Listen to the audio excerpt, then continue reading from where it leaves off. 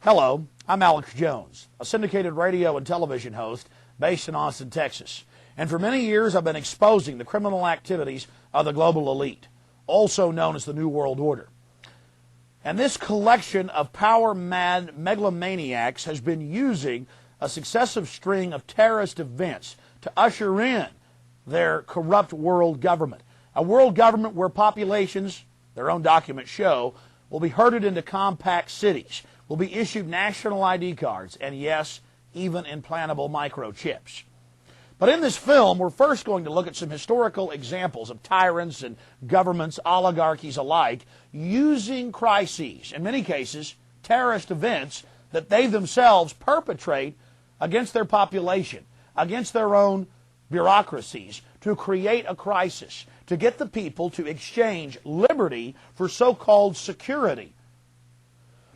We're going to look at some historical examples of this, going back to Nero burning Rome to blame it on the Christians, and then fast-forwarding to Adolf Hitler, burning the Reichstag shortly after being elected, the governmental building, to blame it on his political enemies, to destroy their Bill of Rights and Constitution, and to announce martial law. Then we'll look at the Northwoods document from 1962, where the Joint Chiefs of Staff and many other sectors of the federal government to the highest levels were planning to blow up airliners full of Americans, full of American citizens.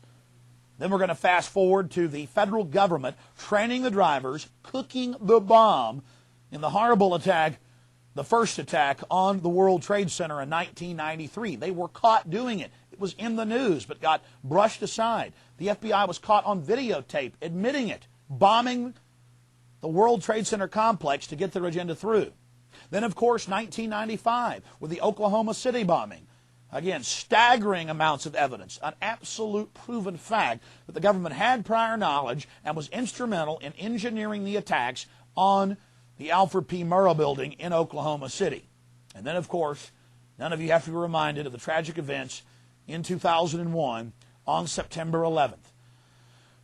My friends, the government just didn't have prior knowledge of September 11th al-Qaeda attacks. They actually funded, trained, protected, coddled, shepherded al-Qaeda into this country, trained many of the terrorists at the Pensacola Naval Air Station, USA, threatened FBI and defense intelligence officers who tried to stop al-Qaeda, threatened them with arrest. Bush signed, now public document, W199I, 2 months before September 11th, threatening them with arrest if they tried to stop al-Qaeda. And now his approval rating went from 45% to 90+%. The USA Patriot Act that has just eviscerated the Bill of Rights and Constitution has been passed, and yes, it pertains to Americans. Their cashless society, compact city, control grid is falling into place. The people were preconditioned before all of these terrorist attacks to give up their liberties, and then the government will be able to protect them from terrorists. Look at who really stands to gain from this. Look who has the motive. You know, we tripled the FBI's anti-terrorism funding in 1996 after Oklahoma City. They didn't protect us in 2001 from Al-Qaeda, did they? No, they funded and protected them. Took their names out of the customs computers. Took their names out of the airport computers. Nursed bin Laden back to health in a U.S. hospital. You're going to see all the evidence. We had a war on drugs. There's triple the heroin, double the cocaine on our streets. Government's own numbers than there was 8 years ago. Our prison population has gone from 1.3 million to 6.5 million in the last 2 years, going into 2002, with the numbers only expanding. We had a war on poverty. There's more poverty. A war on illiteracy. There's more illiteracy. Now they're going to have this war on terrorism. You're going to see only escalations in it because the government only gets more power, more control over our lives, more funding after each horrible event.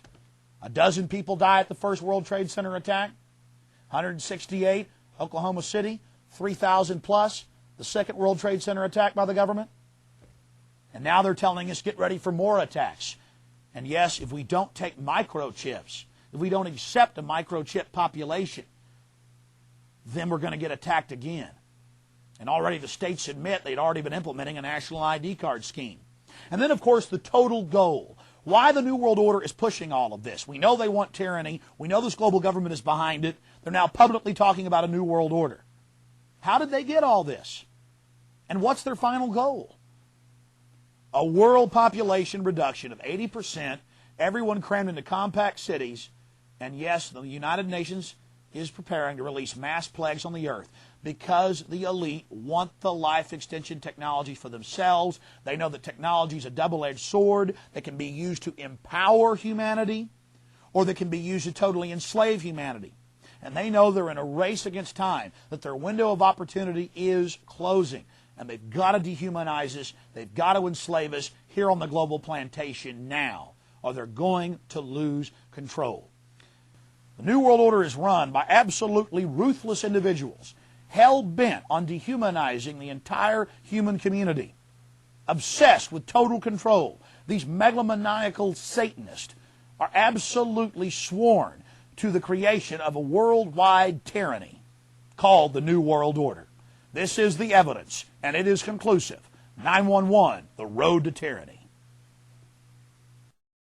War. Empires are built and maintained by it. Populations rally during time of war. Nothing centralizes power like it on Earth. All throughout history, leaders have used this unifying force to control populations. Humans instinctively shift into mindless groupthink when faced by an outside threat, whether real or manufactured. But now, in the 21st century, the system of control continues, but with more sophistication. You see, if there isn't an enemy to fight, you have to manufacture one. In AD 64, on the 10th of August, Nero, emperor of Rome, set the city ablaze while he fiddled. You see, he had a problem. The Christians were getting too popular. Of course, after he torched Rome, people were more than happy to rip them limb from limb in the arena.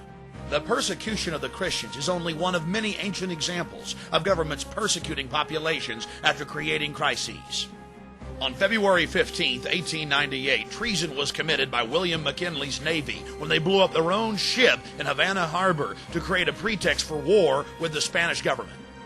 Adolf Hitler had already been elected president, but he wanted to abolish the chancellery and make himself Fuhrer.